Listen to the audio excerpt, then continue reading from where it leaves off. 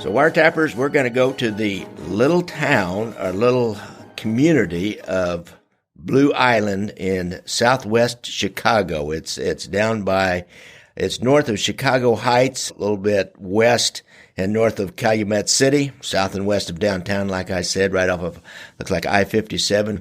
We're going to look in at 13136 Southwestern Avenue in Blue Island.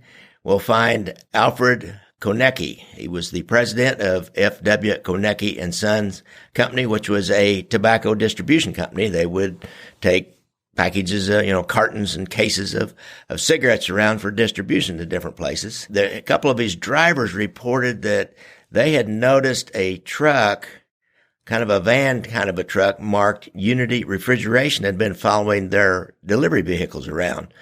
And they'd looked out, and that truck was parked near the Konecki garage at that time. So Mr. Konecki calls Chicago PD, and they assign a couple of detectives to come out and investigate.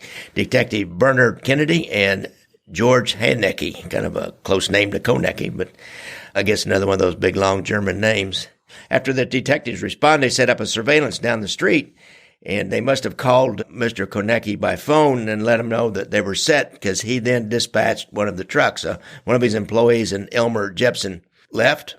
As soon as Mr. Jepson left in the delivery truck, the Unity Refrigeration truck pulled out and started following it north, and kept following it north and went up to 87th Street. And about that time, the detectives noticed that a passenger car was also following the Unity Refrigeration truck. So there was a triple surveillance going on here, double surveillance. I didn't know what it is. So first thing they did was stop the car that was following the Unity Refrigeration truck.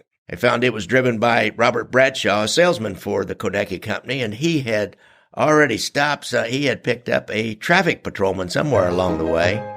He claimed he was following the delivery truck and behind the Unity Refrigeration truck because he had learned of this suspicious truck following their truck. It gets kind of confusing, doesn't it? The detectives eventually, they let them go right away, and once they got them identified, when they caught up with the Unity Refrigeration truck, which was still following the Konecki delivery truck, they were at 79th Street and Washtenaw Avenue. When they pulled over the Unity Refrigeration truck, they approached it in the usual way, guns drawn, one officer on the passenger side, one officer on the driver's side, and ordered the three occupants out. And guess who they found inside that truck? Our old friend, Chicago outfit associate. This is early in his career, Frank Schweihs. He was 22 years old at the time. The newspaper reported he was living at 522 West 29th Street. I'm not sure where that is. You Chicago guys might even live in that neighborhood and want to drive by and see if it's still there. Early address on Frank Schweihs. Stanley Bajik, who was 30 years old, lived at 3755 Admiral Avenue. He was an ex-con also. And a Sam Ciancio, 26 years old, of 6843 South Wood Street. They had absolutely no explanation for what they were doing. The officers checked the inside of the truck. They found two .38 caliber revolvers, and they found a police scanner that was tuned to Chicago PD frequencies so they could monitor the police frequencies. Took them in and interrogated them.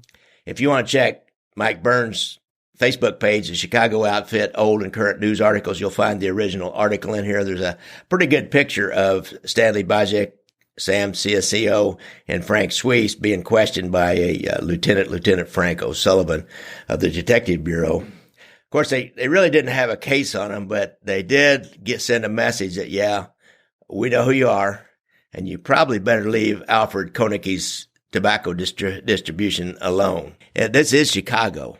More than likely, somebody then came back around to Mr. Konecki and said, hey, I understand you're having problems with people stealing from your trucks. Well, yeah, so what? Well, we can handle that. These are just young guys. We can take care of these guys. Just a couple of C notes a week and hey, we can handle these guys. You won't have any more trouble. That's how they do business in Chicago many times. And that was back in 1954, and everybody in every major city in the United States, if they've somehow rubbed up against the mob, that's how they had to do business. You could not depend on local police. The FBI was not interested. This actually happened in 1954, March the 24th. bar tappers, I hope you enjoyed that little story. It's a little story about hijacking cigarette trucks in the 50s by the Chicago outfit and the very early career of Frank Schweihs, who would go on to become a feared killer and a very important guy. He's the guy that extorted money from the porn shops that Red Wemette talks about in his book. So I suggest that you Google Red, R-E-D, Wemette, W-E-M-E-T-T-E. You can find out firsthand knowledge about Frank Schweihs. So if you have a loved one or a family member or friend that has a problem with drugs or alcohol, make your first call to First Call. Call 816-361-5900 or go to their website, www.firstcallkc.org.